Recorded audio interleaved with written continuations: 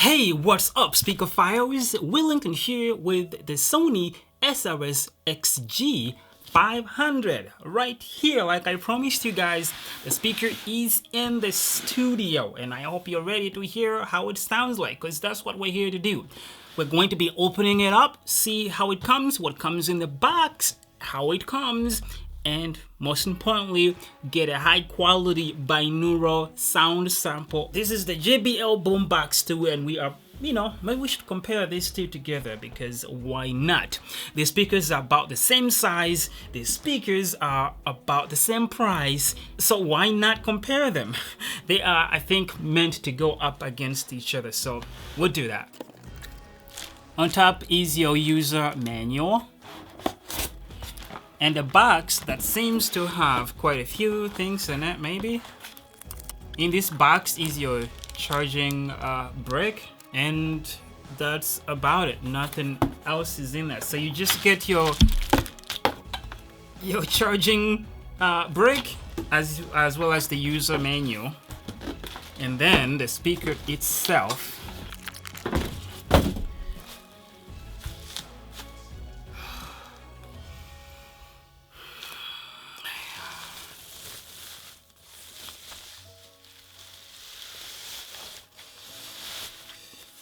Smells so good.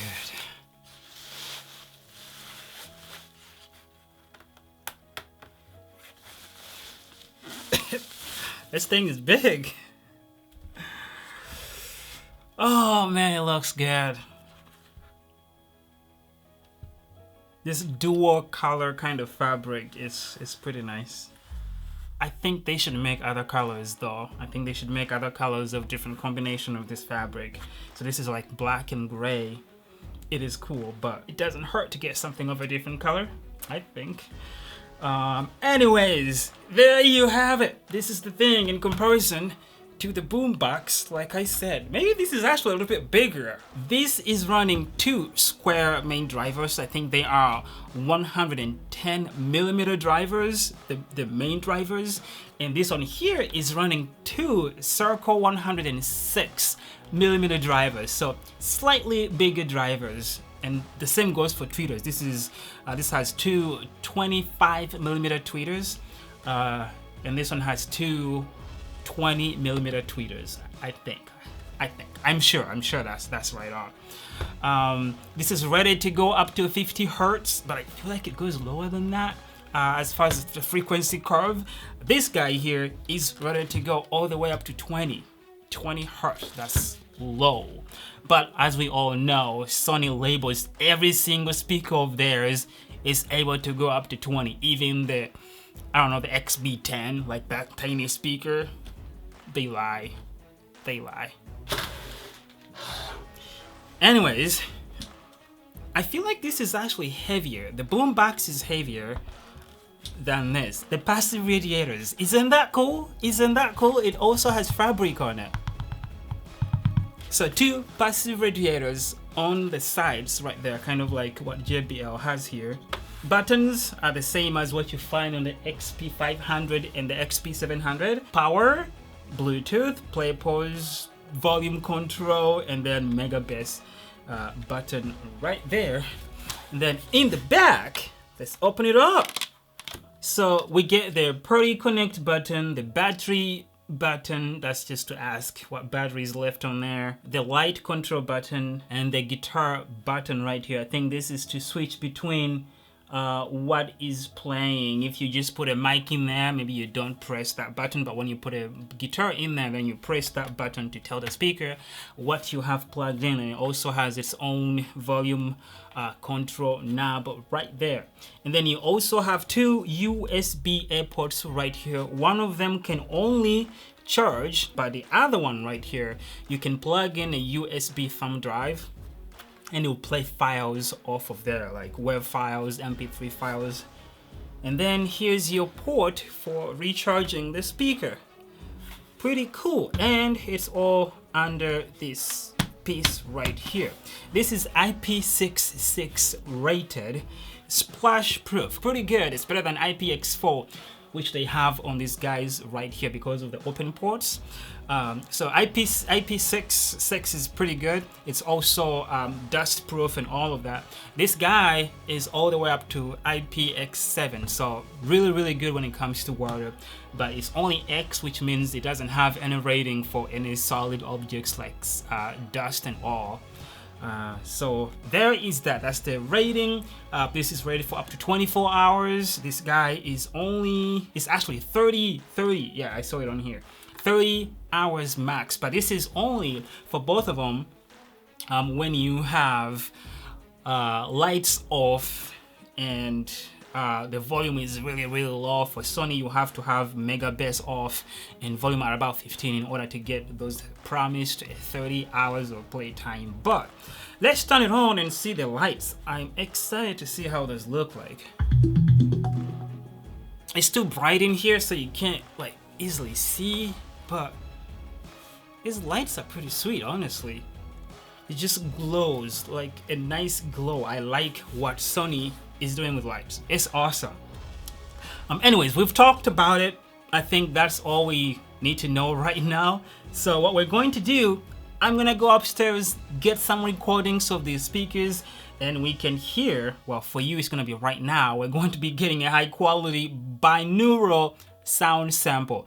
In order to get the best sound experience, please make sure you use headphones, okay? With that said, well, let's do this. Let's go get this sound.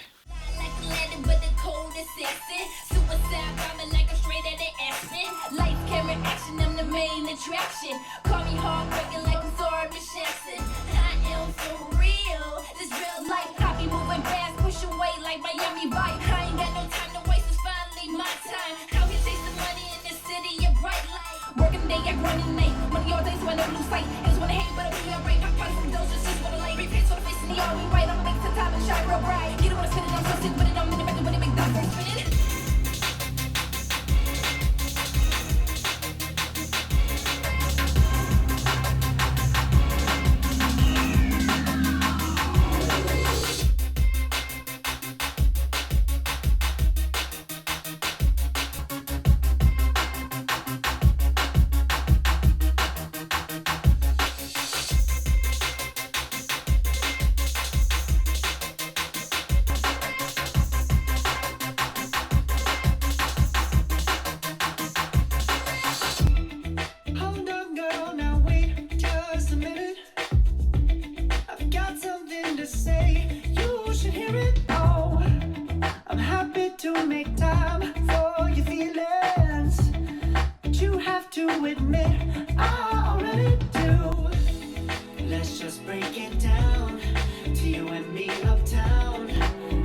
All around till the disco ball pops, but I have to be me, and everyone can see your anger is misplaced, and I'm gonna tell you.